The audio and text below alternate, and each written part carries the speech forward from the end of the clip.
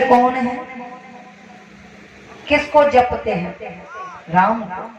और राम की भार्या जनक नंदनी जानकी। तो जब जानकी का वेश धर कर के पहुंची है परीक्षण करने, तो यहाँ पर भगवान ने कहा क्या पत्नी के साथ माँ वाला व्यवहार हो सकता है? और ना ही जो माँ बन चुकी है उसके साथ अब पत्नी वाला व्यवहार कर सकते हैं। तो यहाँ क्या उचित है? बोले अपनी पत्नी को त्याग देना ही उचित है। क्यों? क्योंकि पत्नी बन गई माँ, इष्ट की पत्नी माँ हुई।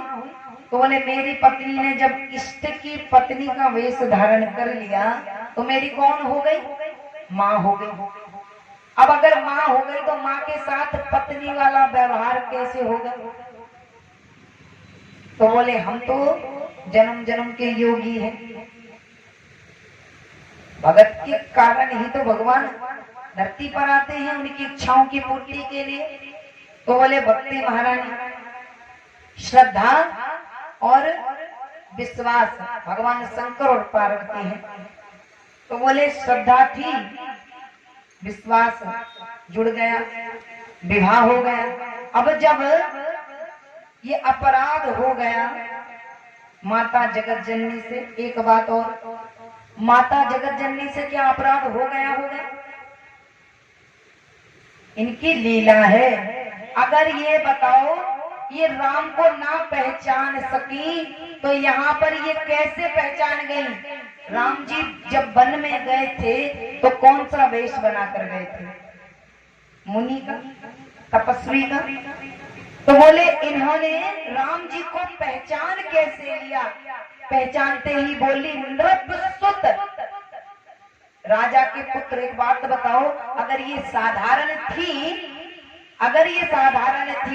तो भगवान श्री राम तो राजा के वेश को, राजकुमार के वेश को महल में ही छोड़ गए थे। तो जगदम्बा ने जब देखा श्री राम को माता सीता की खोज में दंडक वन में विचरण कर रहे थे, इन्होंने देखा रोते हुए, तो कैसे कहा? नृपसुत ही। भगवान शंकर से कहा आपने एक राजा के पुत्र को प्रणाम क्यों किया? कैसे जानी?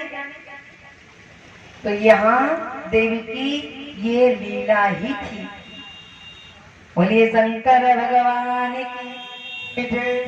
और ऐसे लीला करती हुई जगत जननी भवानी ने ये सुंदर चरित्र किया और इस चरित्र को जगत जननी ने पूर्ण किया। अब यहाँ पर कल की कथा में आपने श्रवण किया था ध्रुव चरित्र को। ध्रुव को भगवान के पार्षद आकर के ले गए और ध्रुव ने भगवान का पद पाया है जो भगवान ने दिया था, ध्रुव लोक। और वहां पर पहुंचे हैं, अपनी माता को भी श्रेष्ठ पद दिलाया है। बोले किसी कुल में एक संत, एक साधु, एक भगत पैदा हो जाए 21 पीढ़ियां मोक्ष को प्राप्त कर लेती हैं। क्या प्राप्त कर लेती हैं? मोक्ष को प्राप्त कर लेती हैं। ध्रुव पैदा हुए तो बोले जितने भी उनके पूर्वज नरकों में पड़े हुए थे, कौन से नरक? बोले 28 नरक नरकों में पड़े थे, वे सब मुक्ति को प्राप्त करके भगवान के धाम चले गए। अब यहाँ पर बोले ध्रुव के वंश में पैदा हुए राजा बेन जितने ध्रुव श्रेष्ठ थे, वीर शिरोमणि थे, उतना ही दुष्ट था बेन राजा प्रजा को परेशान करने लगा। जहां से गुजरे प्रजा भागने लगे, अरे दुष्ट आ गया, अरे बेन आया भागो। जहां से गुजरे सब भागे। एक दिन बैठा हुआ था, कुछ ऋषि पहुंचे। ऋषियों ने कहा राजन आपका ये व्यवहार प्रजा के लिए बिल्कुल गलत है, सर्वथा अनुचित है। आप जो व्यवहार प्रजा के साथ करते हैं वो ठीक नहीं। बोले मैं क्या व्यवहार करता हूँ? मैं तो केवल इतना कहता हूँ विष्णु की पूजा बंद करो, मेरी पूजा शुरू करो। क्यों? क्योंकि उनका अन्नदाता मैं हूँ। ऋषियों ने कहा जाग जाओ राजन, तुम भूल गए कि तुम ध्रुव के वंशज हो। महाराज ध्रुव की उस कीर्ति को क्यों धूमिल कर रहे हो? आज बहन ने कहा चुप रहिए। जैसे ही ऋषियों को क्रोध आया, एक साथ हुंकार लगाई। जैसे ही हुंकार लगाई तो बेन के प्राण छूट गए। अब हाहाकार मच गया। बोले ले अब राज सिंहासन को संभाले हो? काकी हो? बोले राज सिंहासन पर कौन बैठेगा? और जब राजा चला जाए तो अराजकता फैल जाती है। चोर लुटेरे नारियों का अपमान करने वाले बढ़ जाएंगे। तो बोले अब क्या करना चाहिए? तो उन्होंने क्या किया? राजा बहन की बाजू का, दाहिनी भुजा का मंथन किया। और जैसे ही राजा बहन की दाई भुजा का मंथन किया तो कौन पैदा हुआ? बोले काला काला नाटा नाटा एक पुरुष पैदा हुआ। वही पुरुष कहलाया निषाद, जिसने प्रभु श्री राम की सेवा में अपना जीवन लगा दिया। बोले अरे ये तो राजमहल में रहने के लायक नहीं है। क्यों? बोले निषाद पैदा होते ही जंगल की ओर भाग दिया। बोले ये तो राज सिंहासन को नहीं संभाल पाएंगे। बोले अब क्या करें? बोले अब चरण का मंथन करो। अब पैरों का, जंघा का मंथन शुरू हुआ। जैसे ही मंथन करना प्रारंभ किया तो आज एक स्त्री और पुरुष का जोड़ा प्रकट हुआ। बोलिए पृथु महाराज की जय। भगवान के 24 अवतारों में ये पृथु महाराज थे। इनके साथ इनकी पत्नी अर्ची भी प्रकट हुई। जैसे ही ये प्रकट हुए प्रजा इनकी स्तुति करने लगी। आप धन्य हैं, आप बड़े बलवान हैं, आप प्रतापी हैं, आप प्रजा के जनक हैं, आप प्रजा को धर्म के मार्ग पर ले जाने वाले हैं। पृथु महाराज ने कहा सुनो, बिना जाने किसी की प्रशंसा करना मूर्खता है। आप हैं जैसे हम आए हैं इधर, आप हमारे बारे में कुछ नहीं जानते, आप बेवजह हमारी प्रशंसा करने लगे तो ये तो मूर्खता हुई। बिना जाने कैसे आपने प्रशंसा कर दी? बोले मैंने अभी कुछ किया भी नहीं और आप मेरी प्रशंसा करने लगे। चने के झाड़ पर मुझे चढ़ा रहे हो? अरे कुछ करने तो दो, जब मेरे कर्मों को देखना तब मेरी प्रशंसा करना। बोले ऐसे कैसे तुमने कह दिया? अब प्रजा शांत रह गई। बोले बात तो सही है। बोले ऐसे झूठी प्रशंसा करके किसी को चने के झाड़ पर नहीं चढ़ाना चाहिए। जैसे ही समझाया प्रजा तो भैया शांत हो गई। अब भगवान ने श्रेष्ठ कर्म करना प्रारंभ किया। बोले अब तुम मेरी प्रशंसा कर सकते हो। प्रजा का पालन करने लगे। एक दिन देखा पृथ्वी ने गाय का रूप बनाया और भागने लगी। पृथ्वी ने गाय का रूप बनाया और भागने लगी।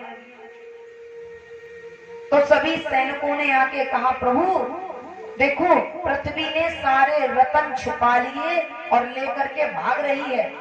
बोले पृथ्वी भाग रही है? बोले हाँ।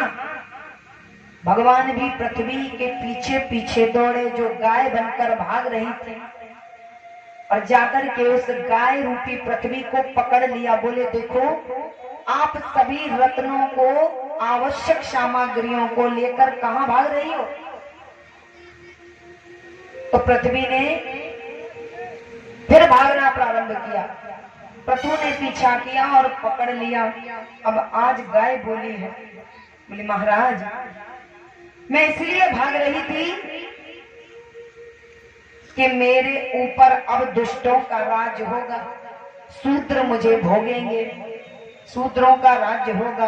बोले इसी कारण में यहाँ से सभी कीमती वस्तुओं को लेकर, कीमती रत्नों को लेकर मैं भागने लगी थी। जो मेरे गर्भ में है मैं उन सारी वस्तुओं को छुपाना चाहती थी। क्यों? क्योंकि योग्य राजा ना होने के कारण। बोले आपके पहले जो राजा था बेन, उसने सब नष्ट करना प्रारंभ कर दिया था, इसीलिए मैंने सब उपयोगी वस्तुएं अपने गर्भ में छुपाई और मैं भागने लगी। आज पृथु महाराज ने गाय माता का दोहन किया और जैसे ही दोहन किया तो सारी आवश्यक सामग्रियां उन्होंने दोह ली।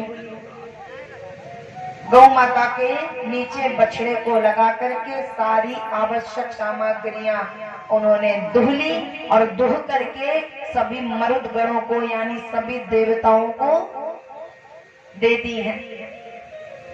बोलिए पृथु महाराज की। अब यहाँ पर जब महाराज ने दोहन किया, प्रजा प्रसन्न हो गई, भगवान पृथु की जय जयकार होने लगी।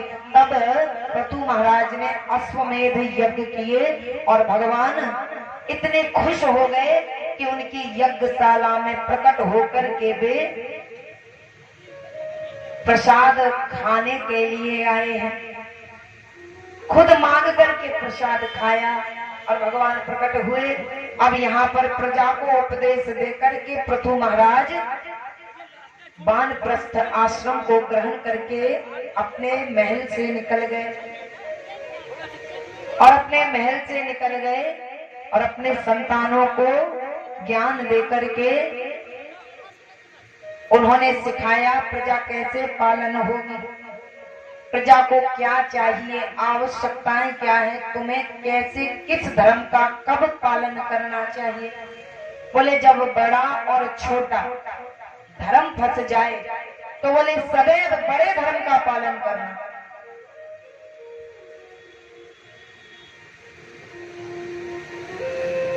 बोले जैसे किसी गाय के प्राण बचाने के लिए झूठ बोलना पड़े तो झूठ बोलना है छोटा धर्म, और गाय को बचाना है तो बोले यहाँ पर अगर दो धर्म फंस जाएं तो बोले सत्य भाषण करना, ये है छोटा धर्म, और बोले गाय को बचाना है बड़ा धर्म। तो यहाँ पर बोले छोटे धर्म को न बचाया जाए तो कोई बात नहीं, लेकिन बड़े धर्म की रक्षा सदैव करना। आज प्रचेताओं को ज्ञान देकर के पृथु निकल गए हैं, वानप्रस्थ आश्रम को स्वीकार किया। अब यहाँ पर शुकाचार्य जी ने पुरंजन उपाख्यान सुनाया। बोले पुरंजन उपाख्यान में क्या हुआ। बोले राजा प्राचीन बर्ही, उनके द्वार पर नारद मुनि आए। नारद मुनि ने देखा प्राचीन बर्ही ने बहुत से यज्ञों में बहुत से पशुओं को मार डाला है। नारद मुनि ने कहा ज्ञान तो देना चाहिए। अच्छा, मनुष्यों की एक मानसिकता हो गई है क्या। बोले एक मानसिकता हो गई है कि यज्ञ करो तो पशु वध किया जाता है। क्या मानसिकता हो गई। बोले पशु वध किया जाता है। तो यहाँ पर इस बात की व्याख्या करते हुए नारद जी बोले, क्या बोले। नारद जी ने कहा पशुओं की वध करने का विधान नहीं था। क्या विधान था। बोले रोज पशु हत्या होती थी। क्या होता था। बोले रोज पशु हत्या होती थी। तो यहाँ पर ऋषि मुनियों ने क्या किया। बोले रोज पशु हत्या होने से अच्छा है एक दिन हो जाए। तो कैसे हो जाए। बोले शुभ काम में कोई अशुभ काम हो जाए तो दोष नहीं लगता। बिटिया की शादी है और फूफा जी रूठ जाए, उन्हें सोने की अंगूठी ना मिले बेटे की शादी में, तो बोले फूफा जी रूठ गए। तो बिटिया की शादी यानी बहुत बड़ा काम, बहुत बड़ा यज्ञ। बेटे की शादी बड़ा काम, और उसमें अगर फूफा जी रूठ जाते हैं या किसी को कोई पीट देता है तो ध्यान नहीं दिया जाता। कोई मार धाड़ हो जाए तो ध्यान नहीं दिया जाता। तो बोले जब यज्ञ होगा और यज्ञ में किसी पशु का वध होगा तो बोले अपराध नहीं लगेगा। क्यों नहीं लगेगा। बोले इसलिए नहीं लगेगा क्योंकि पशु को मारने के लिए यज्ञ कर रहे हैं। पहले क्या कर रहे हैं। बोले पाप तो कर रहे हैं लेकिन पाप को धोने का उपाय भी कर रहे हैं। तो बोले पशु को मारने का मन हुआ कि मांस आहार करना है, तो बोले पहले क्या करेंगे। बोले पहले यज्ञ करेंगे, यज्ञ में पशु की हत्या होगी, फिर उस पशु को प्रयोग किया जाएगा। तो बोले जब यज्ञ किया जाएगा तो अपराध घट जाएगा, इसलिए बोले यज्ञों में पशु वध की बात बताई गई थी कि पशु मारने के चक्कर में यज्ञ तो करोगे और रोज मारते हो उससे तो अच्छा है बोले यज्ञ करो, यज्ञ में पशु का वध करो, ऐसा नियम था। तो प्राचीन वर्षी से नारद जी ने कहा, राजन आपने जिन पशुओं को मारा है आकाश में देखो। अपने योग बल से नारद जी ने उन सभी पशुओं को आकाश में बुला दिया और सभी झांक करके प्राचीन वर्षी को देख रहे हैं। प्राचीन वर्षी ने कहा, ये सब क्या है नारद जी? बोले ये सब तुम्हारा इंतजार कर रहे हैं, तुम्हारी प्रतीक्षा में है। बोले क्यों? बोले जब तुम मर कर जाओगे ना तो ये सब तुमको मारेंगे, जैसे तुमने इनको मारा ऐसे ही ये तुमको मारेंगे। बोले इसकी मुक्ति का साधन? बोले इसकी मुक्ति का साधन क्या है? तो बोले पहले तुम्हें एक कथा सुनाता हूँ। बोले कृष्ण कन्हैया लाल की जय। अब यहाँ पर नारद जी ने पुरंजन उपाख्यान सुनाया और बोले मुक्ति का साधन है श्री हरि की शरण में चले जाओ और इस बद के करने न करने से कर्म के बंधन से मुक्त हो जाओ। बोले श्री हरि की शरण में चले जाओ, भगवान की शरण में प्राचीन हरि चले गए हैं। यहाँ पर पुरंजन उपाख्यान सुना करके महाराज प्राचीन वर्षी को नारद जी ने उपदेश दिया। अब यहाँ शुक्राचार्य जी कहते हैं आगे की कथा है मनु जी के दूसरे पुत्र प्रियव्रत की कथा। बोले जब प्रियव्रत कुछ बड़े हुए तो विवाह नहीं कर रहे थे, सभी ने समझाया, स्वयं मनु जी ने समझाया कि बोले गृहस्थी धर्म सबसे बड़ा है। क्या बोले? बोले गृहस्थी धर्म सबसे बड़ा है, लेकिन कब? जब आपको नारायण की विस्मृति ना हो, जब आप भगवान को ना भूले, धर्म को आचरण से दूर ना करें, तब बोले गृहस्थी धर्म से बड़ा कोई धर्म नहीं है। ना तो सन्यास है, ना वानप्रस्थ है और ना ब्रह्मचर्य है। बोले सबसे बड़ा है तो गृहस्थी धर्म है। बोले अच्छा। बोले लेकिन जब तक है जब धर्म का पालन किया जाए, परमात्मा के समीप रह कर के गृहस्थी को चलाया जाए। और बोले सुन लो, अगर परमात्मा को भूल गए तो गृहस्थी धर्म सबसे बड़ा नरक है। बोले अगर परमात्मा को याद ना रखा तो बोले यही गृहस्थी धर्म नरक में ले जाने वाला है। तो आज मनु जी ने समझाया, बोले पुत्र विवाह कर लो, ये जो सुख सुविधाएं हैं ये सब हमारे लिए हैं, परमात्मा ने ये हमको दी है, तुम्हें विवाह करना चाहिए। प्रियव्रत ने कहा मैं विवाह नहीं करूंगा, कुछ भी कर लो। तो ब्रह्मा जी को सूचना भेजी गई, ब्रह्मा जी आज चले हैं समझाने के लिए। और जैसे ही ब्रह्मा जी आए हैं, प्रियव्रत से कहा पुत्र तुम्हें विवाह करना चाहिए। अगर कोई भी बिना गृहस्थी धर्म को पालन किए बगैर, बिना गृहस्थी धर्म के पालन के अगर वो वन में चला जाता है तो कभी ना कभी उसके मन में ये मैल आ सकता है कि काश हम गृहस्थी में भी प्रवेश कर जाते। तो बोले इसीलिए कहा गया है, चौथा आश्रम है वानप्रस्थ आश्रम। बोले गृहस्थी को पहले जीवन में धारण करके और गृहस्थी के सुख से मुक्त होकर के तब वानप्रस्थ में जाना चाहिए। क्यों? बोले अगर गृहस्थी को तुमने जिया नहीं है तो कभी भी मन में विकार आ सकता है, कभी भी मन में विकार आ सकता है तो तुम्हारा यहाँ भी बिगड़ जाएगा और वहां भी बिगड़ जाएगा। बोले फिर वानप्रस्थ आश्रम में जाने का कोई मतलब नहीं रह जाएगा। बहुत समझाया, जैसे तैसे आज प्रियव्रत ने विवाह करने के लिए प्रसन्न होकर के पितामह ब्रह्मा जी से हाँ कर दी है। विवाह करने के लिए प्रसन्न होकर के सहमति दे दी, चरणों में प्रणाम किया है ब्रह्मा जी के। ब्रह्मा जी हंस पर बैठ कर के चले गए। अब यहाँ प्रियव्रत ने विवाह किया। इन्हीं के वंश में आए हैं अग्निन्द्र राजा, इन्हीं के वंश में आए राजा नाभि, और बोले बड़े प्रतापी सूरवीर राजा हुए।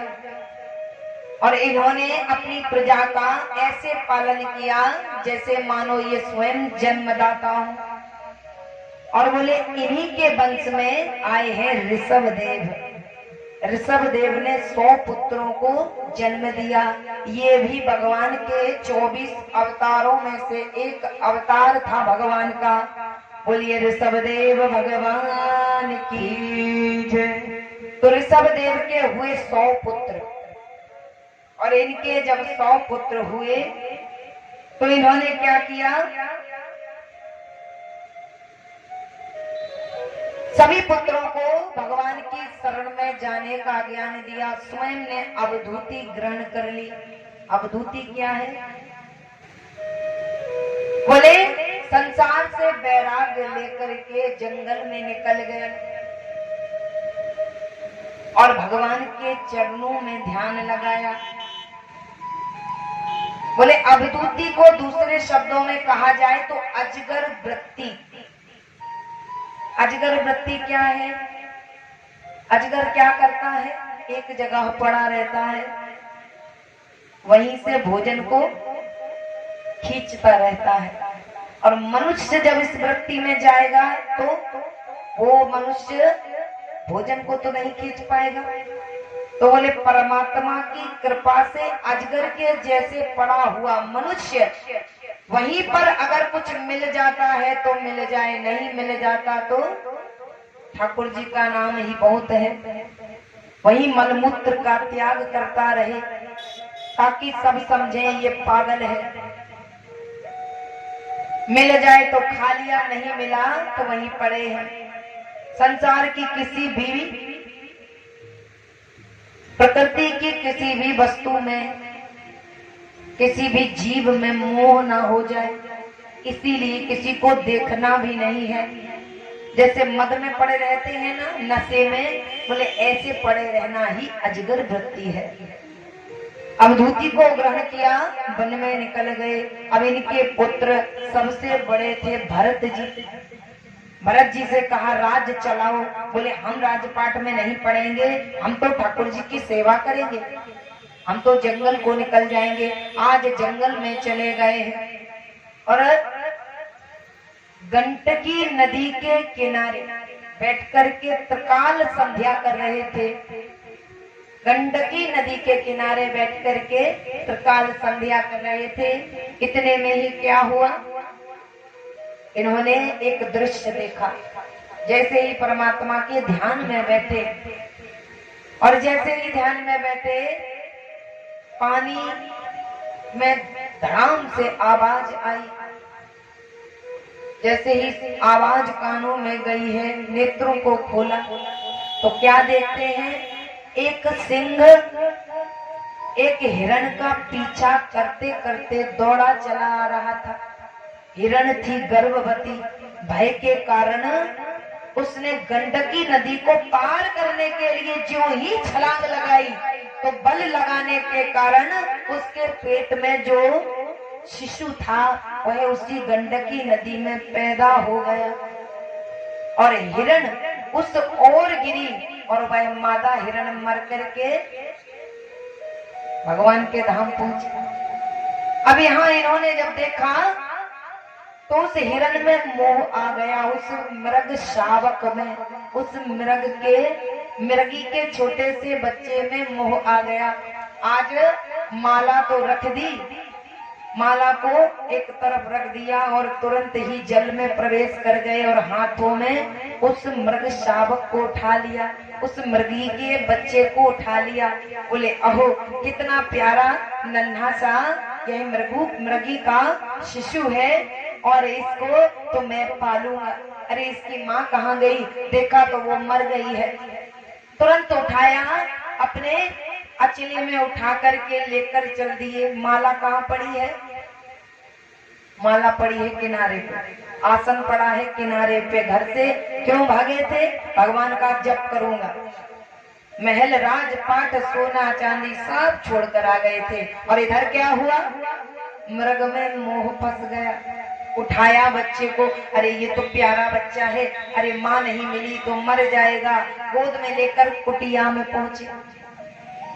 अब कुटिया में पहुंचे, उसके पूरे शरीर को पोंछ दिया, अपने गमछा से पोंछ करके लिटाया।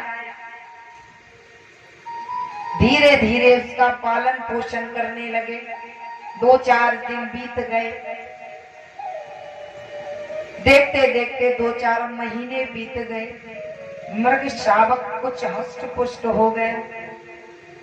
एक दिन क्या हुआ, ये यज्ञ करने बैठे, वह आकर के इनके हवन की सामग्री को मुंह से जूठा कर दे, कहीं पत्तियों को फूलों को खा जाए, गिरा दे। तो अब क्या हुआ, अब यज्ञ भी बंद हो गया। बोले चलो बाद में यज्ञ कर लूंगा, बच्चे को देखना है। यज्ञ भी बंद। क्यों? क्योंकि यज्ञ की सामग्री को वह मृग शावक खा लेता, अशुद्ध कर देता मुंह लगाकर।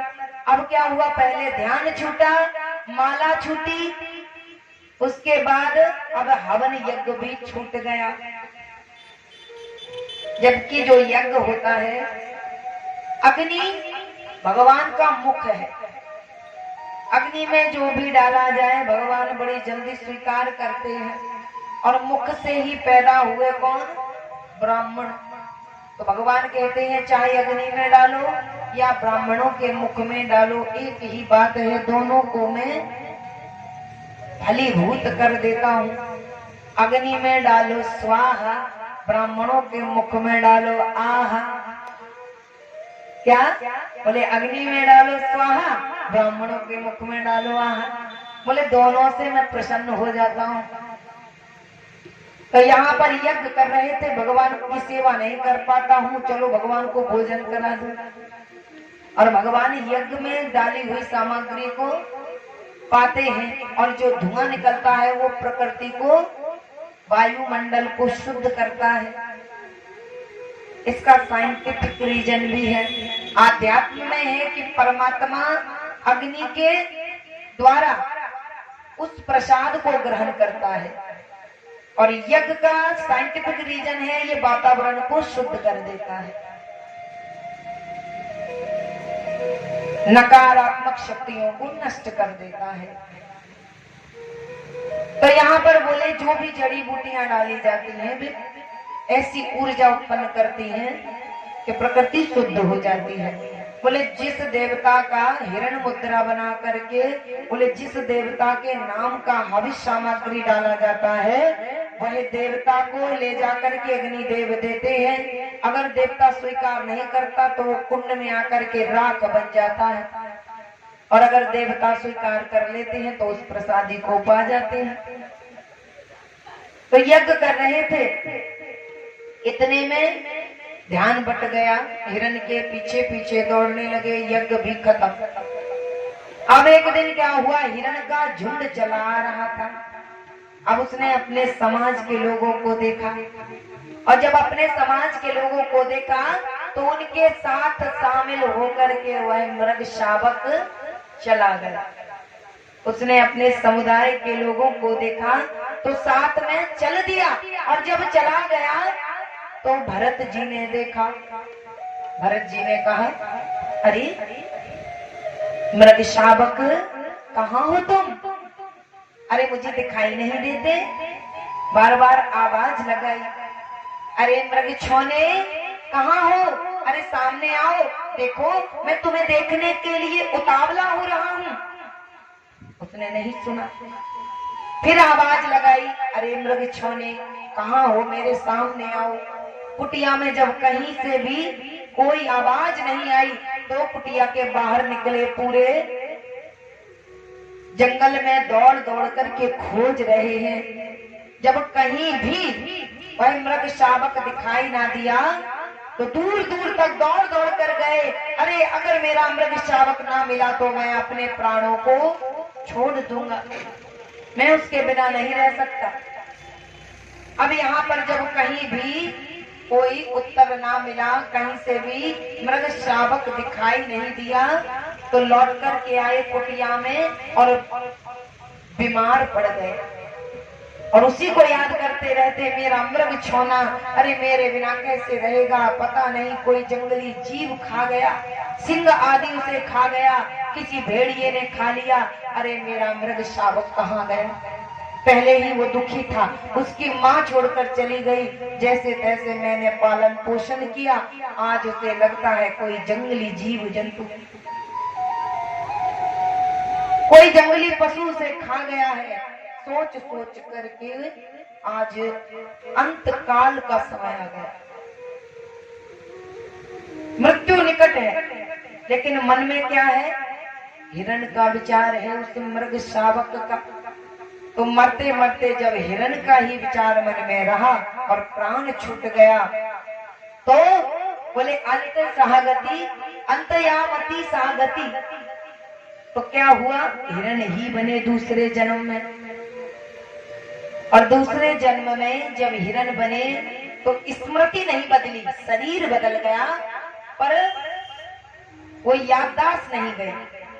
बोले अरे मैंने तो अपना अनमोल जीवन गंवा दिया, मैंने क्या किया, अनमोल जीवन था बर्बाद कर दिया। मैं मनुष्य योनि में था तब मैंने परमात्मा को पाने का कोई साधन नहीं किया, अब इस मृग योनि में मैं क्या करूंगा।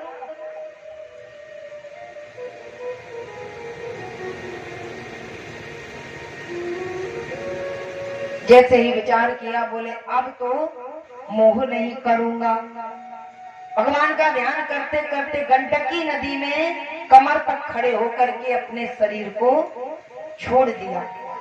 अब क्या हुआ, तीसरी बार जन्म मिला एक ब्राह्मण के यहाँ। अब ब्राह्मण के यहाँ जब गए तो मन में क्या विचार है, बोले अब किसी से मोह नहीं करूंगा, एक बिगाड़ लिया था जिससे दूसरा भी बिगड़ गया, अब तीसरा तो किसी कीमत पे नहीं बिगड़ने दूंगा। पिताजी ने कहा बेटा ब्राह्मण हो, 16 संस्कार होते हैं ब्राह्मणों के, देखो वेद अध्ययन करो, शिखा धारण करो, यज्ञोपवीत पहनो और जाओ यजमानी करो, यजमानों के यहाँ जाकर के पूजा पाठ कराओ और कुछ कमा कर लाओ। बोले कुछ कमा कर लाओ, ब्राह्मण बड़े ताकतवर होते हैं और ब्राह्मणों के अंदर ऐसी अग्नि है, किसी का भी सत्यानाशी धन दे दो सब पचा कर बराबर कर देते हैं, जाओ जाकर के कमा कर लाओ। बोले पिताजी तो फंसाने लगे, जनेऊ करा लिया, सिखा रख ली है। अच्छा जनेऊ से याद आया, ऋग्वेद में लिखा है, ऋग्वेद में लिखा है कि हमारे सनातन संस्कृति में, हमारे भारत में, जिसका नाम पहले क्या था,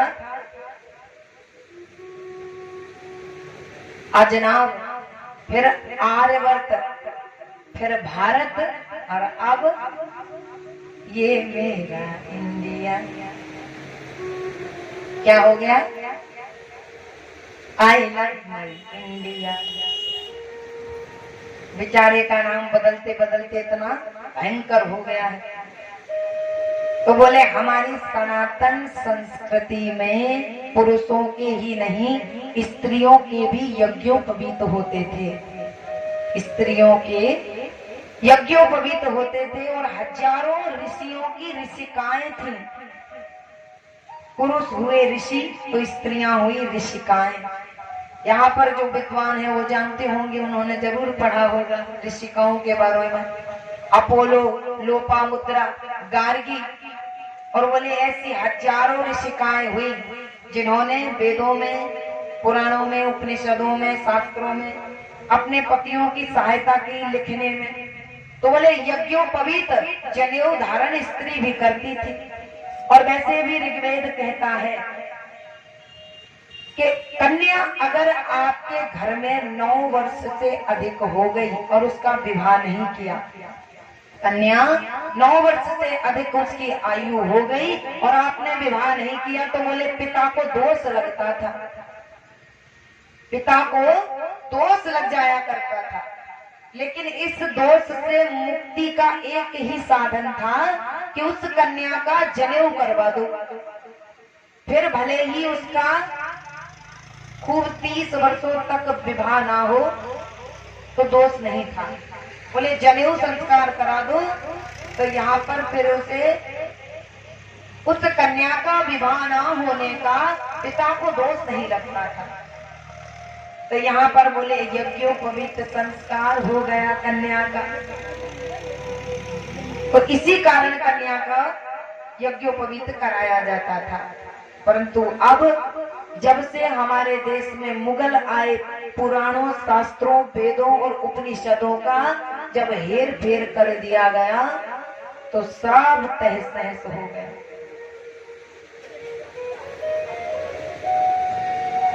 तो बोले यज्ञोपवीत कराया गया भरत जी का। अब इनका नाम पड़ा जड़ भरत। क्या नाम पड़ा? जड़ भरत। तो ये जड़ के समान मूर्खों के जैसी हरकतें करने लगे भरत जी। ऐसा ना हो कि मुझे फिर मोह जकड़ ले, मुझे माया फिर बांध ले। तो अब जड़ भरत जी ने क्या किया, घर में बैठे हैं, पिता ने कहा कुछ कमा कर लाओ, यजमानी बनाओ, यजमानों के यहाँ जाओ, पूजा पाठ करके कुछ कमा कर लाओ। जड़ भरत ने कहा अगर मैं चल दिया तो मैं फिर बंधन में बंध जाऊंगा। अब जड़ के समान हरकत करने लगे। एक दिन भाभियों ने कहा ये मुस्टंडा कुछ कमाता धमाता नहीं है। अपने पति से बोली सुनो, इससे कहो कुछ कमा कर लाया करे, 5 सेर खाने को कहां से आएगा, इससे कहो जाए और कुछ कमाए। भाइयों ने कहा देखो अरे भगवान ये किसी लायक नहीं है। बोले अच्छा लायक नहीं है, चलो आज परीक्षण करते हैं कि ये किस लायक है और किस लायक नहीं है। भाभियों ने परीक्षण किया तो क्या कर रही थी, बड़े भाइयों की थाली में जो भोजन बचा समेट करके थाली में इकट्ठा कर लिया और बोले बर्तन में जो जला हुआ भोजन चिपका था वो निकाल करके थाली में एकत्रित किया। और फिर बोले बासी भोजन जो 2-3 दिन पहले का बचा रखा था उसे थाली में रखा और लाकर के जड़ भरत जी के सामने दे दिया। जड़ भरत जी के सामने रख दिया और जड़ भरत जी ने देखा, बोले अरे अगर मैंने इस थाली का अपमान कर दिया तो मेरे परिवार वाले समझ जाएंगे, अरे इसे तो ज्ञान है और मैं यहाँ जड़ के समान प्रतीत होता हूँ, तो क्या करूं।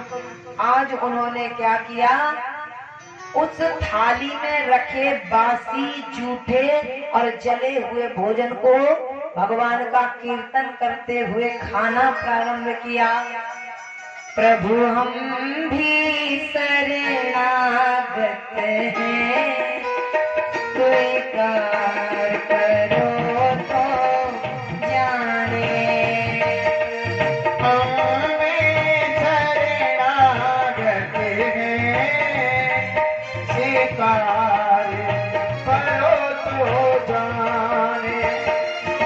अब हमें पतित से पावन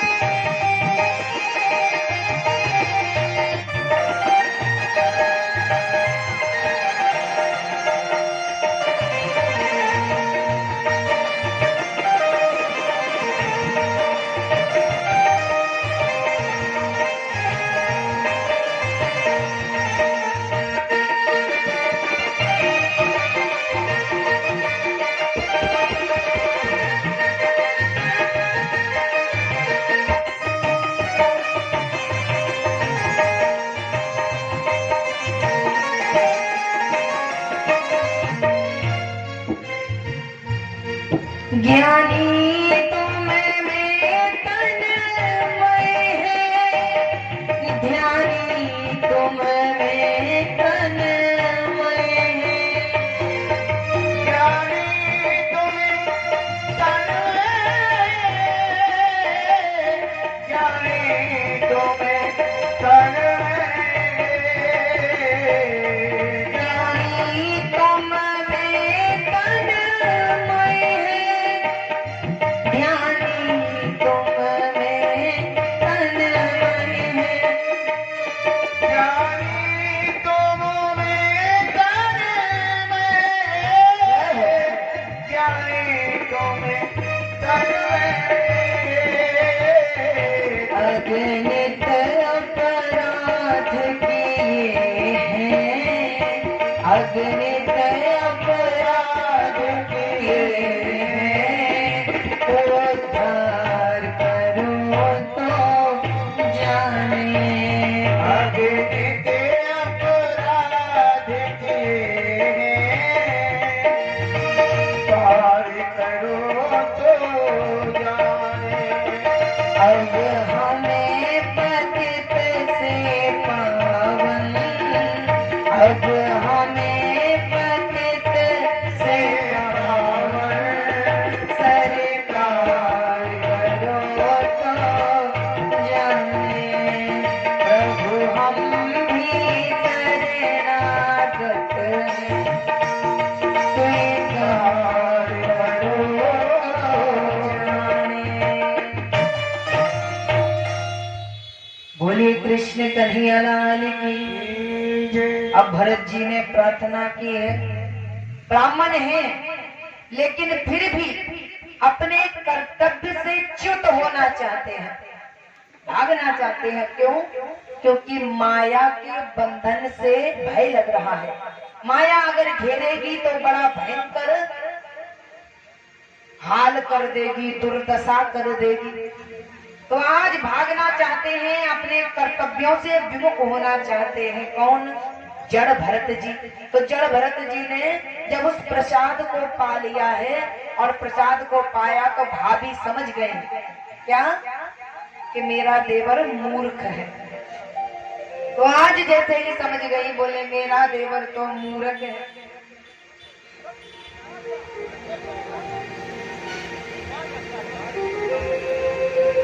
और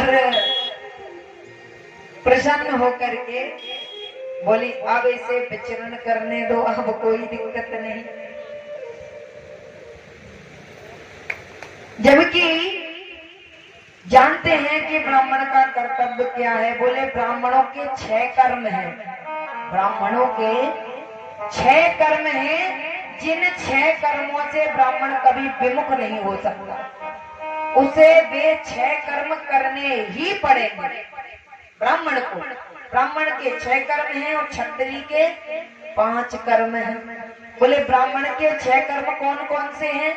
बोले दान देना, दान लेना, यज्ञ करना, यज्ञ कराना, बोले वेद पढ़ना, वेद पढ़ाना। और क्षत्रियों के 5 गुण कर्म कौन कौन से हैं? बोले दान देना, लेकिन दान लेना नहीं। बोले ब्राह्मण ऐसे करता है और क्षत्रिय ऐसे करता है। ब्राह्मण तो ऐसे कर सकता है लेकिन क्षत्रिय ऐसे नहीं कर सकता। तो बोले ब्राह्मणों के 6 और क्षत्रियों के 5 कर्म हैं। बोले वेद पढ़ना, वेद पढ़ाना, यज्ञ करना, यज्ञ कराना और दान देना, लेकिन दान लेना नहीं है। और बोले ब्राह्मणों के 6 कर्म हैं। अच्छा, एक चीज बड़ी सुंदर भगवान ने बताई है इन पुराणों में। बोले 4 वर्णों के अंदर भगवान ने 4 गुण डाले हैं। ध्यान से सुनिएगा। बोले ब्राह्मण क्या पचा जाता है? बोले ब्राह्मण ज्ञान पचा जाता है। ब्राह्मण को कितना भी ज्ञान हो जाए अभिमान नहीं आएगा। ब्राह्मण को तुम कितना भी कहना, अरे तुम बड़े विद्वान हो, कैसी बढ़िया तुम्हें कथा आती है, और बोले कैसा बढ़िया ज्ञान है, तुमने तो वेदों को, शास्त्रों, पुराणों को सबको पढ़ लिया, कोई भी साधारण बस ब्राह्मण होना चाहिए। तो बोले ब्राह्मण को घमंड नहीं आ सकता, ब्राह्मण ज्ञान को बचा लेता है लेकिन धन नहीं बचा सकता। और बोले क्षत्रिय, बोले धन नहीं बचा सकता और ब्राह्मण अपमान नहीं बचा सकता, और क्षत्रिय क्या बचा लेता है?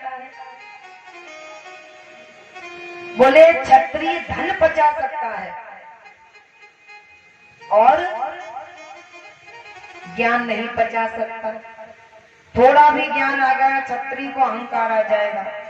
अरे मुझसे पूछो, मुझे ये चीज आती है, मैंने पढ़ी है, मुझे ये कथा आती है, चलो मैं सुनाता हूँ, थोड़े में ही अहंकार हो जाएगा। लेकिन धन बचा सकता है, हजारों एकड़ भूमि होगी लेकिन अहंकार नहीं होगा। क्या पता पेंट में 4 ठिंगरा लगे होंगे, बचा जाएगा। अच्छा, पेंट से याद आया, एक बाबा के 3 बहुएं थी, नत बहू, बेटे की पुत्र वधू। तो बोले तीनों से बाबा ने सोचा भैया अपना काम कराएं। तो एक पजामा था बाबा के पास, तो बाबा का पजामा किनारी पर घिस गया था, बाबा का पजामा किनारी पर घिस गया। बाबा 1 नंबर के लोभी, 1 नंबर के कंजूस। तो सोचा कि बहुत पुराना पजामा है, 4 अंगुल कटवा करके इसे बराबर करा लूंगा तो 2-4 साल कट जाएंगे। तो आज बाबा आए बड़ी बहू के पास, बड़ी बहू से बोले बाबा कि बहू इस पजामा को 4 अंगुल काट कर 4 अंगुल पलट दो। क्या बोले? 4 अंगुल काट कर 4 अंगुल पलट दो। बहू ने कहा बाबा थोड़ी देर रुक जाओ, थोड़ा अपना काम निपटा करके मैं अभी आपका काम कर देती हूँ। बाबा ने लिया पजामा, 4 पाई पर रख दिया। और दूसरी बहू दिखाई पड़ी। अच्छा, बड़े बूढ़े जो हो जाते हैं ना, इनको लुक पड़ती है काम की। इन्होंने मुंह से निकाला कि काम हो जाना चाहिए। बाबा फिर देखने आए, पजामा वहीं पड़ा है। तो बीच वाली बहू से कहा बहू सुनो बेटा, बड़ी ने तो नहीं सुना, तुम ही हमारा काम करती हो, एक काम करो, ये पजामा 4 अंगुल काट करके 4 अंगुल पलट दो। बहू बोली बच्चों को अभी भोजन करा के बाबा मैं अभी कर देती हूँ। तो बाबा ने फिर 4 पाई पर रख दिया, वो भी अपना काम करने लगी। छोटी बहू आई, बोले देखो दोनों ने मेरा काम नहीं सुना है। अच्छा बहू सुनो बेटा, तुम मेरा काम कर दो, इस पजामा को 4 अंगुल काट करके और 4 अंगुल पलट दो।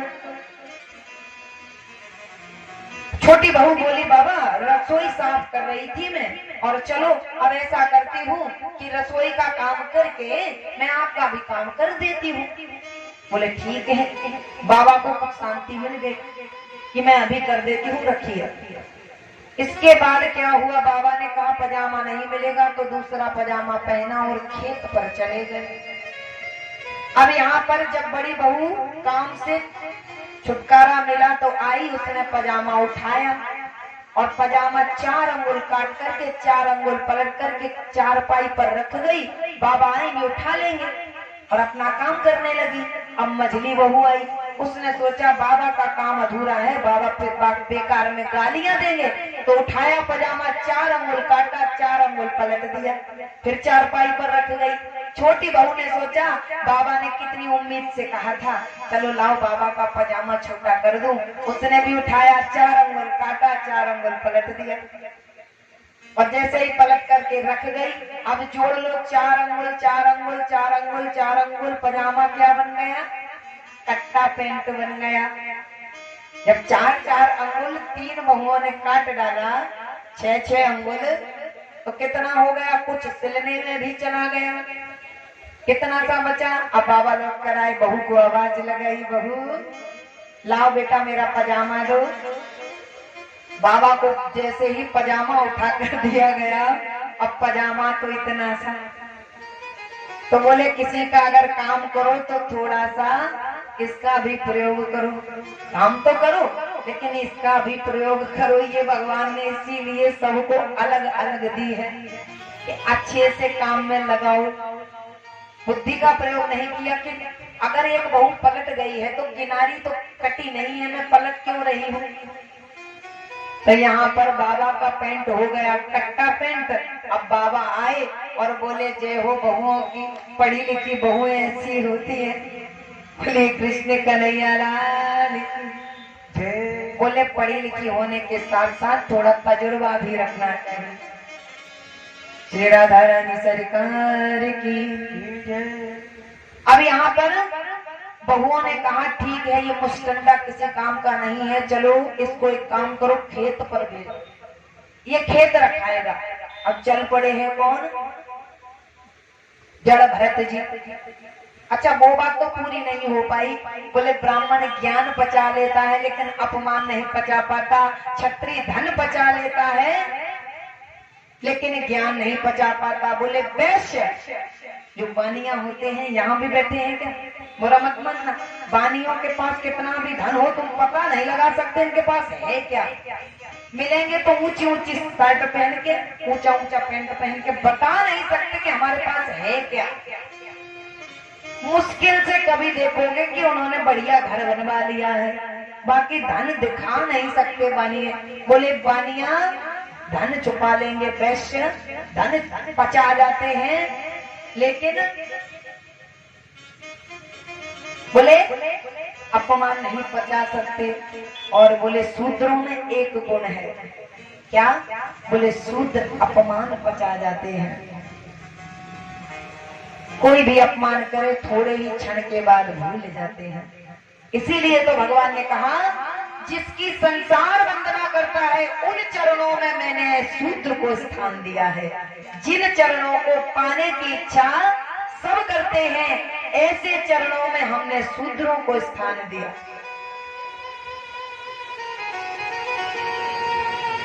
तो यहाँ पर जड़ भरत जी को खेतों पर भेज दिया।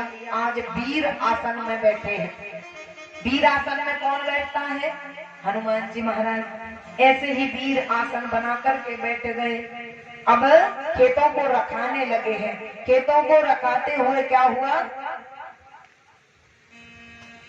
चिड़िया आए और दाना चुने वापस लौट जाए तो क्या कह रहे हैं, राम जी की चिड़िया राम जी को खेत, खाओरी चिड़ैया भर भर के।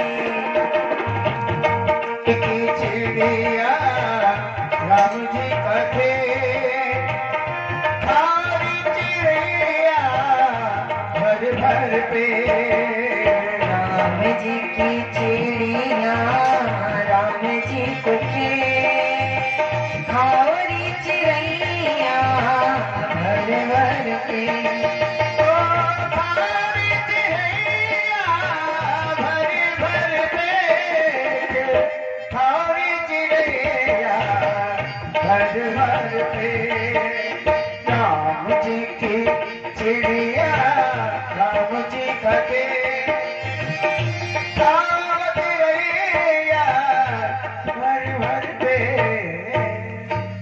आज बुला बुला करके पक्षियों को दाना चुना रहे हैं। पक्षियों ने भी कहा जय हो तुम्हारी। अरे देखो तो लोग अपने खेतों में हमें जाने नहीं देते, ये बुला बुला कर खिला रहा है। भगवान इसका कल्याण करे। ऐसा आशीर्वाद उन पक्षियों ने दिया। बोले तुम्हारा परमात्मा स्वयं आकर के कल्याण करेंगे। और यहाँ भरत जी, जड़ भरत जी बैठे हैं। अब उसी गांव में एक मुखिया था। मुखिया के यहाँ संतान नहीं थी, पुत्र नहीं था। तो उससे किसी ने कह दिया कि तुम नर बलि दो, तुम्हारे पुत्र हो जाएगा। तुम किसी मनुष्य की गर्दन काटो भद्रकाली के मंदिर में तो तुम्हारे बच्चा हो जाएगा। किसी मूर्ख ने कह दिया। अब जब ऐसे कह दिया कि किसी की हत्या करने के बाद किसी को जन्म दे, ऐसा क्या माता स्वीकार करेगी? एक संतान को मारकर दूसरी संतान पैदा करे, किसी को जन्म दे, ऐसा तो कभी हो नहीं सकता। आज बोले उस मुखिया ने सोचा बहुत बढ़िया बात है, एक नर बलि देने के लिए एक पुरुष को बांध लिया है। जैसे ही उस पुरुष को पता चला कि मेरी बलि चढ़ेगी, वह बंदी गृह से भाग गया। सेवकों ने सोचा महाराज तो मार ही डालेगा, इसीलिए अब कहीं से चुपचाप दूसरा पुरुष पकड़ कर लाओ। तो चारों दिशाओं में 4 सेवक दौड़े, दौड़ते दौड़ते उसी खेत पर आए जहाँ जड़ भरत जी बैठे थे। और जड़ भरत जी जहाँ बैठे थे उन्हीं के पास आकर के बोले, देखो ये हट्टा कट्टा मुस्टंडा बैठा है, इसे पकड़ ले चलो, इसी की बलि चढ़वा देंगे। और महाराज कहाँ से पहचान पाएंगे कि ये पुरुष बदल दिया गया है, नहीं तो अपन मारे जाएंगे, पकड़ ले चलो। पकड़ लिया है, जड़ भरत जी चले गए। बोले अगर मैंने यहाँ बचाव किया तो ये पहचान जाएंगे कि मैं मूर्ख नहीं हूँ। आज जड़ भरत जी चल दिए, पकड़ ले गए, बंदी बनाकर ले गए, बढ़िया नहलाया धुलाया, सुंदर वस्त्र पहनाए। बोले बलि चढ़ाने के लिए सुंदर साज सज्जा कर दी है। और साज सज्जा करने के बाद जैसे ही माता भद्रकाली के मंदिर में उस नर की बलि देने के लिए उसे सामने लाया गया। बोले गर्दन झुकाओ, जैसे ही कहा गर्दन झुकाओ, उसने गर्दन झुका दी। बोले मैं किसी मोह में नहीं पड़ूंगा, कोई मारे तो मार डाले, पर मैं टोकूंगा नहीं। आज गर्दन झुकाई। जैसे ही उस मंदिर में यज्ञ आचार्य ने जैसे ही ध्यानदार उस अस्त्र को उठाया काटने के लिए, हाथ में लेकर के जैसे ही मारने ही वाले थे, उसी समय माँ भद्रकाली प्रतिमा को फाड़ करके प्रकट हो गई। बोलिए भद्रकाली मैया की। माता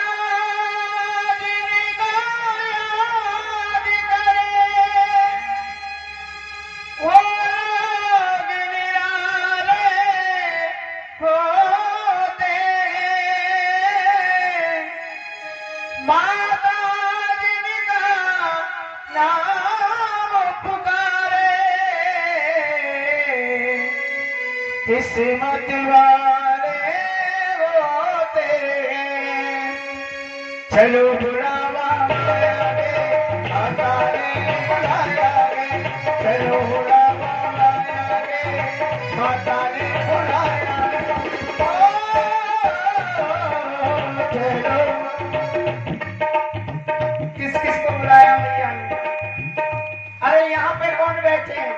जो यहाँ बैठे हैं वो तो ताली लगाएंगे, और जो घर में बैठे हैं अभी पशुओं को सानी करनी है, हाँ चारा डालना है।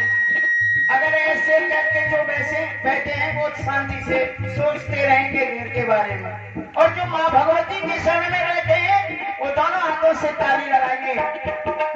1 2 3 चलो बुलावा आया गे, माता ने बुलाया गे, माता की चलो बुलावा आया गे, माता ने बुलाया।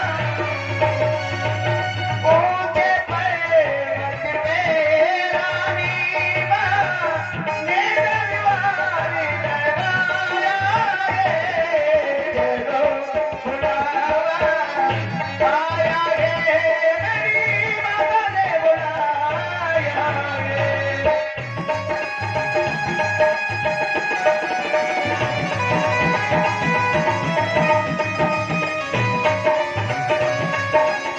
थोड़ी थोड़ी करता जा, जय माता की करता जा, थोड़ी थोड़ी करता जा।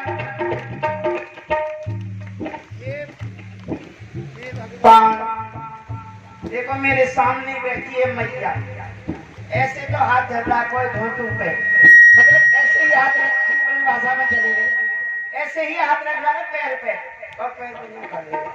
कितना कष्ट पड़ रहा है। अरे मैया दोनों हाथ है, दोनों हाथ उठा के 1 2 3 चलो बुलावा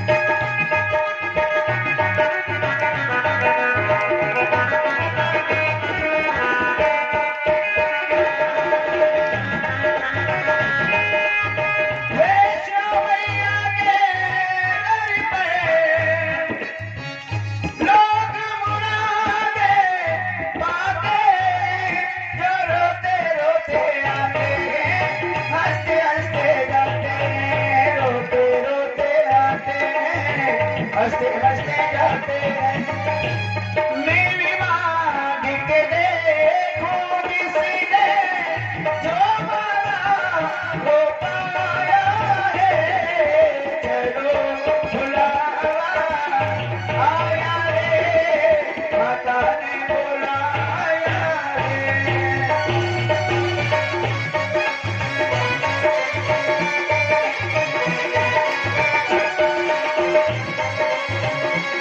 और माँ कहती है माँ मैं भी तो एक माँ हूँ माता माँ ही माँ को पहचाने बेटे का दुख जाता है और वही जा जाने बोलो उसका खून भी देखोगे इसका दूध पिलाया है चलो बुलावा आया रे माता ने बुलाया है गाइए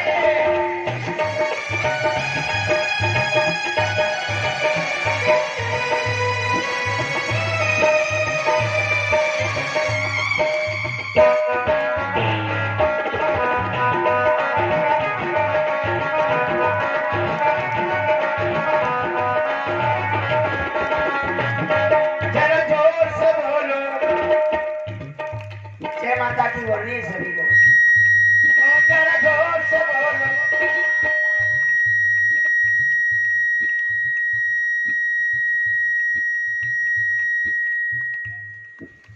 इस सीटी के चक्कर में हमने अपना प्रेशर कुकर बेच दिया क्योंकि ये सीटी आती रहती है ना तो बड़ा बुरा लगता है जरा जोर से बोलो सारे बोलो आते बोलो आते बोलो चलो बुलावा आया है माता ने बुलाया है बोलिए सारे दरबार की जय हो। बोलिए कृष्ण कन्हैया लाल की।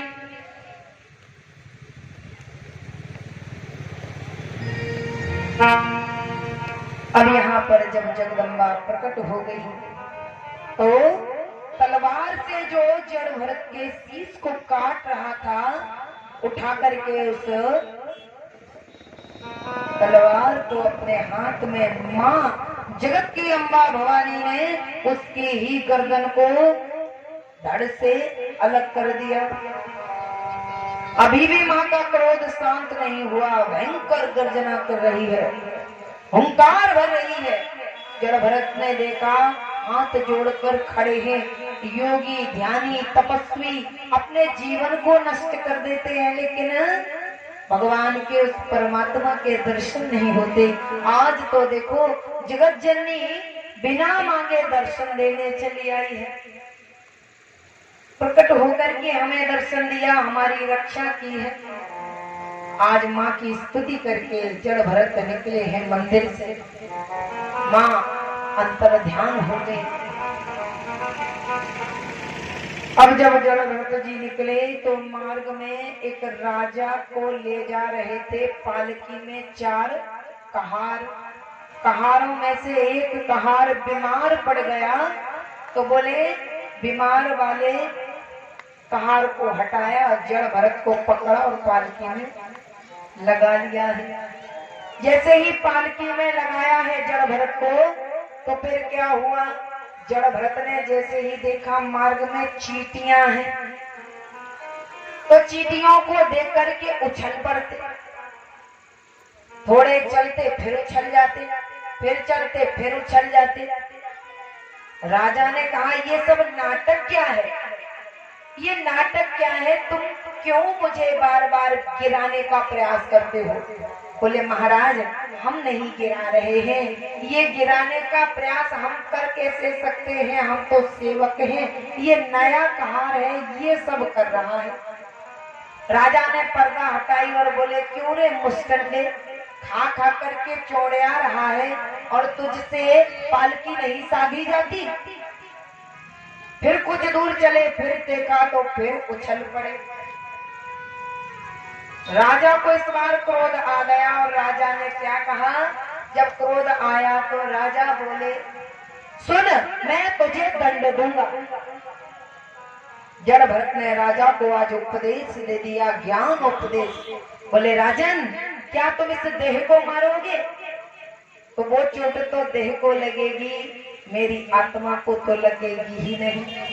क्या आप इस देह को मार सकते हो?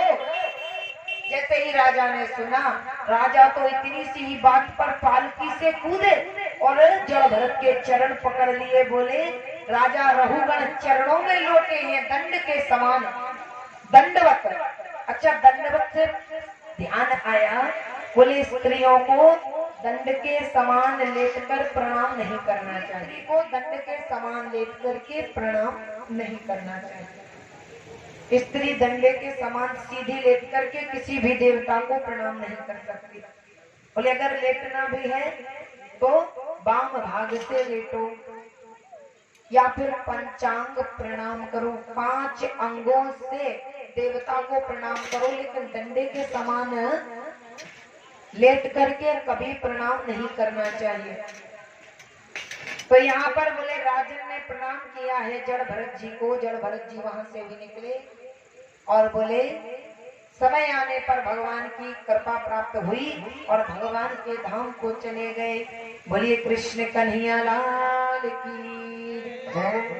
अब यहाँ पर बोले, सुखदेव मुनि ने क्या किया, परीक्षित से पूछा। परीक्षित कुछ समझ आ रहा है कि वैसे ही? और हमारे परीक्षित तो दिखाई ही नहीं देते। हमारे परीक्षित जी गए कहाँ? बोलिए परीक्षित महाराज की जय। तो यहाँ पर बोले, परीक्षित से पूछा, मन लग रहा है? बोले, महाराज कैसी बात करते हैं आप, पूरा रस पिला रहे हो और रस किसको अच्छा नहीं लगता। न चबाना है, न चूसना है, न काट के चबा चबा कर खाना है। बोले, सीधा क्या करना है? बोले, कानों से पीना है। किसको आनंद नहीं आएगा? बोले, चकाचक आनंद आ रहा है। अब उन्होंने कहा, सुनो राजन, भगवान की कृपा उसी को मिलती है जो झोली में कृपा पाना चाहते हैं, जो धन पाना चाहते हैं उन्हें केवल धन मिलता है। बोले, जो धन चाहते हैं उन्हें धन प्राप्त होता है, जो कृपा मांग लेते हैं उन्हें सब कुछ प्राप्त हो जाता है। तो यहाँ परीक्षित ने पूछा, हे मुनिवर, हे गुरुदेव, ये बताइए, हमने सुना है कि पाप करने के बाद नरकों में जाना पड़ता है। अच्छा, नरकों का वर्णन जो ध्यान से सुनेंगे उनको मृत्यु उपरांत नरक में नहीं जाना पड़ेगा। तो विस्तार से सुनिएगा। बोले, नरकों का वर्णन करने लगे हैं परीक्षित से सुखदेव मुनि। क्या वर्णन किया है? आज कहे हैं सुखदेव जी, बोले 28 नरक हैं। बोले, ये नरक हैं कहाँ? बोले, ये नरक हैं दक्षिण दिशा की ओर। बोले, अच्छा, इनमें कब जाना पड़ता है? बोले, इनमें तब जाना पड़ता है जब तुम संसारी में रहने वाले 4 प्रकार के जीवों में से किसी पर भी अत्याचार करो। तुम अपने आचरण को भुलाकर अधर्म, अनीति, व्यभिचार, अत्याचार को जब ग्रहण कर लेते हो तब तुम्हें नरक जाना पड़ता है। और अगर इसके विपरीत तुम्हारे जीवन में सदाचार है, संस्कार है, धर्म है, तो बोले तो नरकों में नहीं जाना पड़ता है। अब यहाँ पर बोले हैं सुखदेव मुनि, बोले त्रिलोकी के भीतर, त्रिलोकी के भीतर दक्षिण की ओर पृथ्वी से नीचे जल के ऊपर स्थित है ये नरक। कहाँ स्थित है? बोले दक्षिण दिशा में, पृथ्वी से नीचे जल के ऊपर ये 28 नरक हैं। बोले इसी दिशा में अग्नि सुपात आदि पितृगण भी रहते हैं। बोले इसी दिशा में हमारे पितृगण भी रहते हैं और वे कृपा करने के लिए सदैव तत्पर रहते हैं। अब यहाँ पर बोले जैसी कामना होती है वैसा हमें परिणाम मिलता है, जैसा कर्म होता है वैसा हमें नरक मिलता है, जैसा हमसे कुकर्म हो जाए वैसा नरक मिलता है। बोले हे परीक्षित, इन नरकों का नाम सुनो, इनकी वैसे संख्या 21 है। ध्यान से सुनिएगा, नरक का नाम तो जरूर ही याद रहना चाहिए।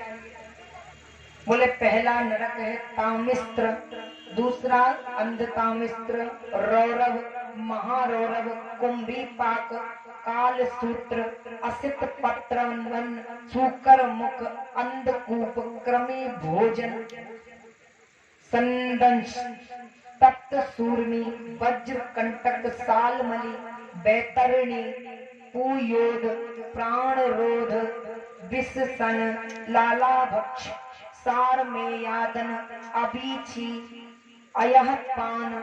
इसके सिवा बोले 7 नरक और हैं जो विशेष व्यक्तियों के लिए है। जो भयंकर पाप करें बोले उनको इन 7 नरकों में जाना पड़ता है। बोले छार करदम, रक्षो गण भोजन, सूल प्रोत, दंत सूक, अवट निरोधन और बोले पर्यावर्तन और सूची मुख। बोले टोटल मिलाकर के कितने हुए? बोले 28 नरक हैं। इन 28 नरकों में हमें पाप कर्म करने के बाद जाना पड़ता है। परीक्षित बोल पड़े। परीक्षित ने कहा महाराज एक बात बताओ, इन नरकों में ना जाना पड़े इसका कोई उपाय? बोले है ना। क्या उपाय है? बोले श्री हरि का नाम जप। बोले परमात्मा का नाम जपते रहो, अगर पाप भी हो जाए तो मुक्त हो जाओगे। कैसे? बोले सदन कसाई। सदन कसाई की कथा आती है।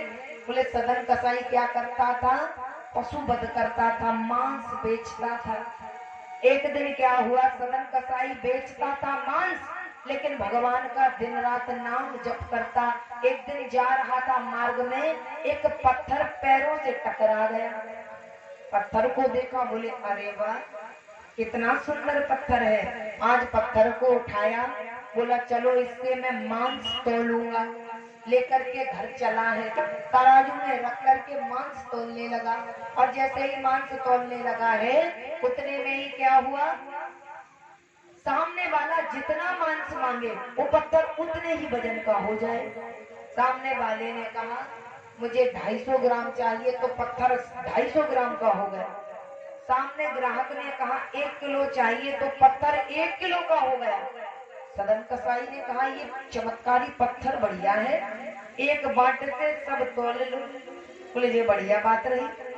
अब तौलते तौलते ये चमत्कार पूरे गांव में फैल गया। सब उसकी दुकान पर आने लगे, पूछने लगे ये सब क्या है, ये कहाँ से पत्थर मिला? बोले मुझे तो सड़क पर पड़ा मिला। और करता क्या था? भगवान का दिन रात नाम जप करता। अब यहाँ पर क्या हुआ? बोले ये बात पहुंची मंदिर के पुजारी के पास। जब पुजारी को पता चला कि सदन कसाई के पास एक ऐसा पत्थर है जितना मांस तोलो वो पत्थर उतने ही वजन का हो जाता है, तो यहाँ पर बोले सदन कसाई के द्वार पर आज पुजारी जी आ गए। पुजारी जी मुंह छुपाकर आए। बोले अगर किसी ने देख लिया तो कोई पूछेगा कि सदन कसाई के यहाँ तो ये मिलता है, पुजारी जी का यहाँ क्या काम? मुंह छुपाकर आए हैं। बोले मैं छुप कर के देखूंगा।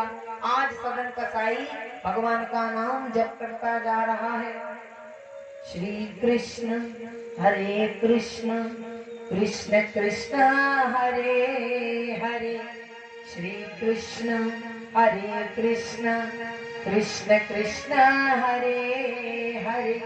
आज पत्थर को उठाया, तराजू पर रखा, मांस तोलने लगा। जितना मांस चाहिए था पत्थर उतने ही वजन का हो गया। कुछ देर तक पुजारी जी देखते रहे। पुजारी जी जो पटका ओढ़कर खड़े थे वो पटका सरक गया। आज जब चमत्कार देखा तो सर पर जो पल्ला ओढ़कर छुपा करके अपने आप को खड़े थे वो पल्ला छूट गया। पुजारी जी ने देखा। आज पुजारी जी की जैसे ही नजर उस पत्थर पर लगी तो सदन कसाई के पास दौड़कर आए और कहने लगे, अरे पापी, अरे दुष्ट, तुझे शर्म नहीं आई? ये पत्थर नहीं, ये तो सालिग्राम भगवान है जिससे तू मांस तौलता है। जैसे ही सदन कसाई ने सुना आज तो उसके हाथ पैर कांपने लगे। पुजारी जी के चरणों में लौट गया, हे पुजारी जी, मुझे नहीं पता था, मुझे तो मार्ग में पड़ा मिला और मैं लेकर आया और इसको समझा कि पत्थर है तो मांस तौलने लगा, ये पत्थर चमत्कार दिखाने लगा। आज जैसे ही पुजारी जी ने देखा है, सदन कसाई रोने लगा, चरण पकड़ लिए पुजारी जी के, पुजारी जी इस पत्थर को आप ले जाइए और इसे शुद्ध करके मंदिर में रख देना और इसकी पूजा करना, हमसे अपराध हो गया। पुजारी जी रोने लगा है। अब पुजारी जी ने जैसे तैसे उठाया उस पत्थर को, खून से लथपथ वो पत्थर। बोले, दुष्ट, जिसका गौ गभ से स्नान होता है, पंचामृत और गंगा जल से स्नान होता है, ऐसे सालिग्राम भगवान को तूने खून से नहला दिया। अरे पापी, गौगभ क्या होता है जानते हैं? गाय की 5 चीजें, गाय का घी, गाय का दूध, गाय का गोबर, गाय का मूत्र और गाय का दही, ये सब मिलाकर के होता है गौगभ। इससे सालिग्राम भगवान लड्डू गोपाल को स्नान कराया जाता है। भगवान बड़ी जल्दी प्रसन्न होते हैं। 5 चीजें अपनी गैया मैया की होनी चाहिए। तो ऐसी चीजों को मिलाकर बोले, ऐसे गौगभ से स्नान करने वाला परमात्मा तूने खून से नहला दिया। आज सदन कसाई ने उठाकर के वो पत्थर पंडित जी को दिया। बोले, मंदिर में ले जाओ, पूजा करना, मैं क्षमा चाहता हूँ पुजारी जी। आज पुजारी जी उस पत्थर को लेकर के मंदिर में जैसे ही आए हैं, शुद्धिकरण करके मंदिर में बैठा दिया। 1 दिन निकल गया, 2 दिन निकल गया, 3 दिन निकल गया। पूजा करके पुजारी जी घर चले जाते, ताला डाल करके।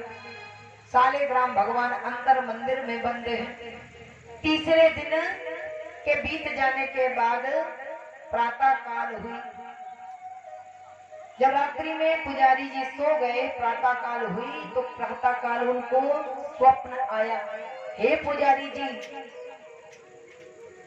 आप जहां से इस पत्थर को जो आपके मंदिर में रखा है, जहां से भी जिस पत्थर को लेकर आए हैं वहां उस पत्थर को छोड़ कर आइए।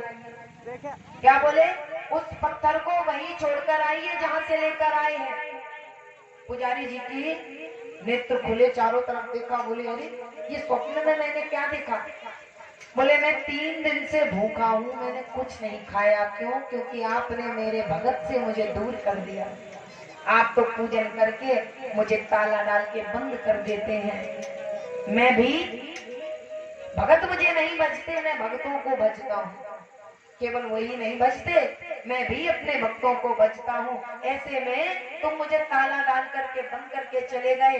और देखो सदन कसाई को, जिसे तुम पापी कहते हो, वो दिन रात मेरा नाम जप करता रहता था और उसने मुझे अपने से कभी दूर नहीं किया। मैं जब से मिला था तब से वो मेरे को अपने पास ही रखा। और आपने क्या किया? मुझे मंदिर में ताला डाल करके बंद कर गए, मुझे वहीं छोड़ कर आओ। मैंने 3 दिन से कुछ नहीं लिया है। आज पुजारी जी मंदिर में आए, प्रसाद ज्यों का त्यों रखा है और सालिग्राम की उस बटोइया को उठाया तो देखे कि सालिग्राम की बटोइया भीगी है।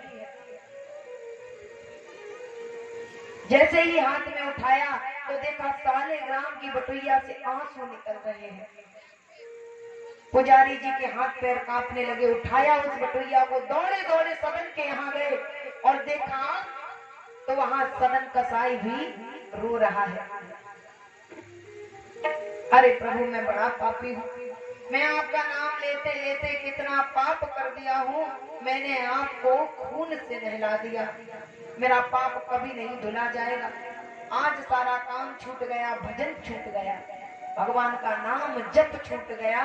तो सदन यहाँ रो रहा है और वहाँ मंदिर में सालिग्राम भगवान रो रहे हैं। पुजारी जी लेकर आए और पुजारी जी ने सदन से कहा, सदन मैं सदा भगवान के चरणों में रहने वाला, मुझे परमात्मा के दर्शन नहीं हुए, और तू देखो तो भगवान के केवल नाम को जप करता हुआ इतना भयंकर पाप करता है, फिर भी परमात्मा तुझसे प्रसन्न है।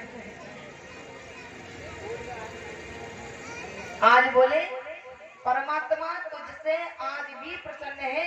मुझे स्वप्न दिया है, पुजारी जी ने अंगोछा लेकर के सदन के चरणों में रख दिया और बोले अपने सालेग्राम भगवान को ले लो। जैसे ही सदन ने अपने हाथ में भगवान को लिया है, आज जो दुनिया की नजर में बुरा कर्म था छोड़ दिया और परमात्मा की सेवा करने लगा। बोले संसार इसकी निंदा करता है, जिसे स्वीकार नहीं करता, मैं नहीं करूंगा। भले ही मेरे परमात्मा ने मना नहीं किया है, लेकिन आज सदन ने उपकर्म करना छोड़ दिया और परमात्मा की सेवा करने लगा। तो यहाँ पर सुखदेव जी ने परीक्षित जी से कहा, बोले कर्मों के अनुसार स्वर्ग, नरक और मोक्ष मिलता है। तो बोले फिर क्या होता है? बोले फिर ये होता है कि नरकों में जाना पड़ता है अगर पाप कर्म बढ़ जाए तो। बोले इनसे मुक्ति कैसे होगी? बोले भगवान का नाम लेने वाले की इन नरकों से भी मुक्ति हो जाती है। बोले एक प्राचीन कथा सुनाते हैं। तो यहाँ पर बोले प्राचीन कथा में क्या बताया? बोले अजामिल की कथा बताई है।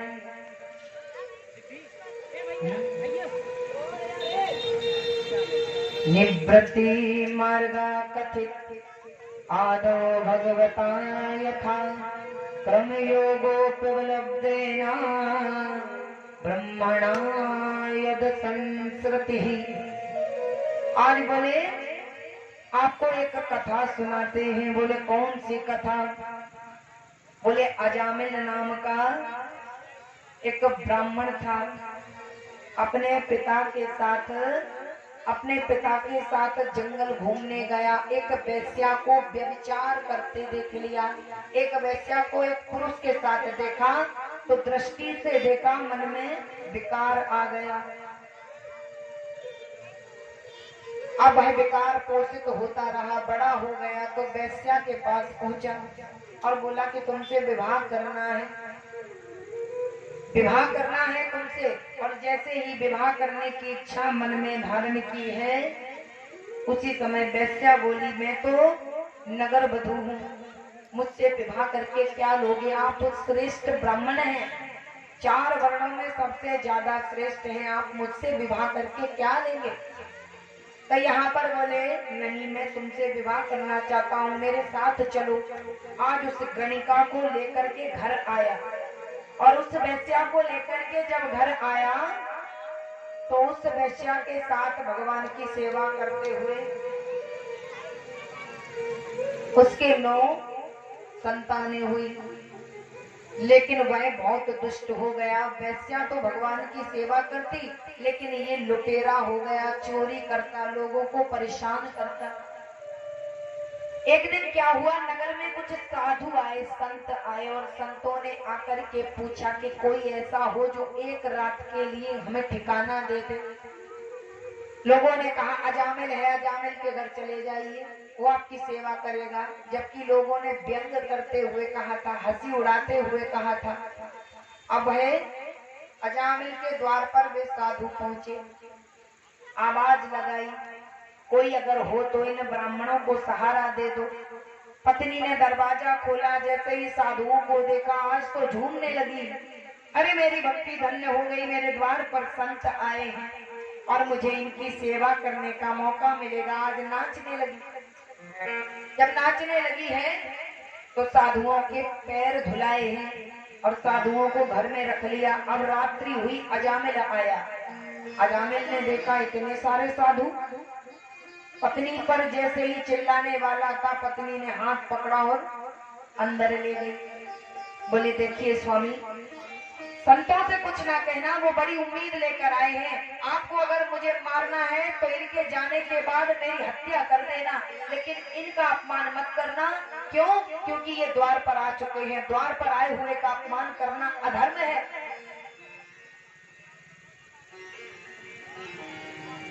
बोले बाद में आप चाहे मुझे मार डालें, मुझे स्वीकार है, लेकिन साधुओं का अपमान मत करना। बोले इसे कहते हैं धर्म पत्नी।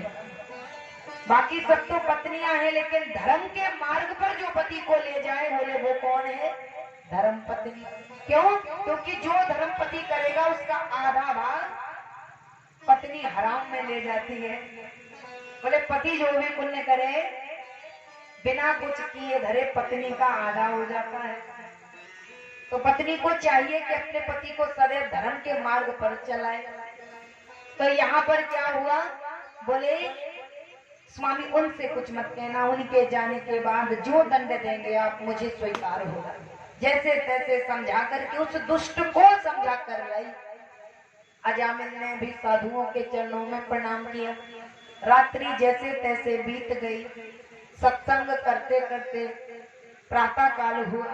ब्राह्मण वे सभी साधु उस ब्राह्मण के यहाँ उठकर के स्नान आदि नित्य क्रियाओं से निवृत्त हुए और चलने लगे। तो साधुओं ने अजामिल की पत्नी की तरफ हाथ बढ़ाया। बोले देवी मेरी दक्षिणा। अजामिल ने कहा देखा इसी का डर था मुझे, ब्राह्मण आए तो दक्षिणा चाहिए।